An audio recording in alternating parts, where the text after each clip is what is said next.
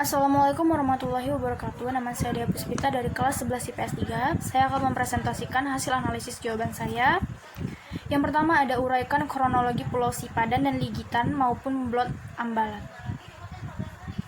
Sengketa Sipadan dan Ligitan adalah persengketaan antara Indonesia dan Malaysia atas kepemilikan kedua pulau yang berada di Selat Makassar, yaitu Pulau Sipadan yang luasnya 50.000 meter persegi dan Pulau Ligitan yang luasnya 18.000 meter persegi.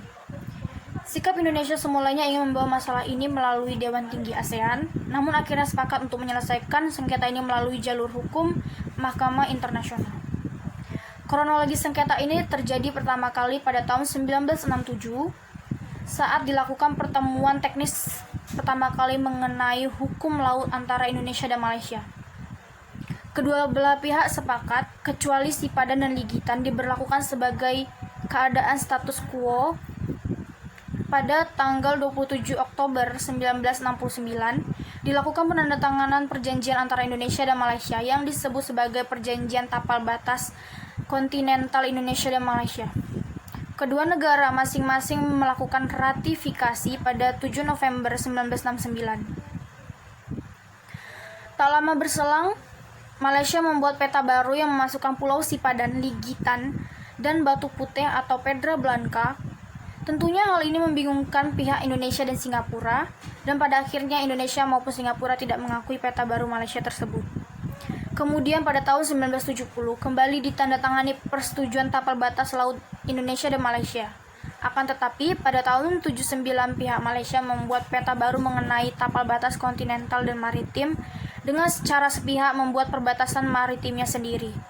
Dengan memasuki blok maritim Ambalat ke dalam wilayah, yaitu dengan memajukan koordinat 4 derajat arah utara melewati Pulau Sebatik. Indonesia memprotes dan menyatakan tidak mengakui klaim itu, merujuk pada Perjanjian Tapal Batas Kontinental Indonesia-Malaysia pada tahun 1969 dan Persetujuan Tapal Batas Laut Indonesia dan Malaysia 1970. Indonesia melihatnya sebagai usaha secara terus-menerus dari pihak Malaysia untuk melakukan ekspansi terhadap wilayah Indonesia. Kasus ini meningkat profilnya setelah Pulau Sipadan dan Ligitan juga berada di Blok Ambalat, dinyatakan sebagai bagian dari Malaysia oleh Mahkamah Internasional. Sikap Indonesia yang hanya ingin membawa masalah ini melalui Dewan Tinggi ASEAN dan selalu menolak membawa masalah ini ke ICJ, kemudian melunak. Dalam kunjungannya ke Kuala Lumpur pada 7 Oktober 1996, Presiden Soeharto akhirnya menyetujui usulan PM Mahathir tersebut yang pernah diusulkan oleh Mensesnek Murdiono. Dan Wakil PM Anwar Ibrahim dibuat kesepakatan final and binding pada tanggal 31 Mei 1997. Kedua negara menandatangani persetujuan tersebut. Indonesia meratifikasi pada 29 Desember 1997 dengan Kepres nomor 49 tahun 1907.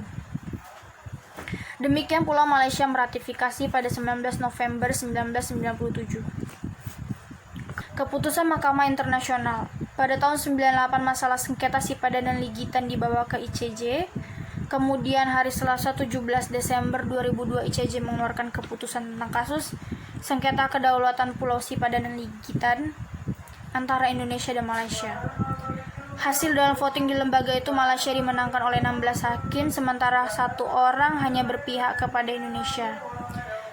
Dari 17 hakim tersebut, Malaysia merupakan pemenang dari voting tersebut. Kemenangan Malaysia oleh karena berdasarkan pertimbangan efektiviti tanpa memutuskan pada pertanyaan dari perairan teritorial dari batas-batas maritim, yaitu pemerintah Inggris atau penjajah Malaysia telah melakukan tindak administratif secara nyata berupa penerbitan ordonansi perlindungan satwa burung, pungutan pajak terhadap pengumpulan telur penyu sejak 1930 dan operasi mercusuar sejak 1960-an. Sejak sementara itu, kegiatan pariwisata yang dilakukan Malaysia tidak menjadi pertimbangan serta penolakan berdasarkan chain of title, akan tetapi gagal dalam menentukan batas di perbatasan laut Malaysia dan Indonesia di Selat Makassar. Ambalat yaitu Blok laut luas mencakup 15.235 km persegi yang terletak di Laut Sulawesi dan Selat Makassar dan berada di dekat perpanjangan perbatasan darat antara Sabah, Malaysia, Kalimantan Timur, Indonesia. Penanaman blok laut ini didasarkan atas kepentingan eksplorasi kekayaan laut dan bawah laut, khususnya dalam bidang pertambangan minyak. Soal nomor 2, apakah persengketaan tersebut mengancam keutuhan wilayah negara kita? Jawaban saya ya, karena pulau tersebut dulunya merupakan bagian dari wilayah negara Indonesia. Namun, sebaiknya dari kasus ini kita tidak meratapi, namun menjadikannya sebagai pelajaran. Kejadian sengketa Pulau Sipadan dan Pulau Ligitan harus dipahami sebagai wahana introspeksi untuk kesatuan Nusantara di masa depan dengan memberdayakan masyarakat Indonesia tanpa terkecuali, termasuk memberikan penghargaan segala hal yang dimiliki warga masyarakat perbatasan. Apabila daerah-daerah tersebut dipelihara sebagai kekayaan dan bukan sebagai hal yang marginal, niscaya kesatuan dan persatuan yang bertujuan dari filsafat kenusantaraan akan tercipta dan terjaga secara abadi. Soal nomor 3, apakah yang dilakukan pemerintah dalam menghadapi persengketaan tersebut dan bagaimana hasilnya? Konflik Indonesia dan Malaysia tentang Pulau Sipadan dan Ligitan telah berlangsung cukup lama, mulai dari tahun 1967 dan dibicarakan secara bersama-sama tahun 1969. Dalam perkembangannya, dapat mengganggu hubungan baik kedua negara dan bahkan dapat memicu konflik terbuka yang mengganggu perdamaian di kawasan Asia Tenggara. Keputusan kedua belah pihak untuk membawa kasus tersebut ke Mahkamah Internasional merupakan jalan terbaik dan patut mendapatkan penghargaan dari Mahkamah Internasional.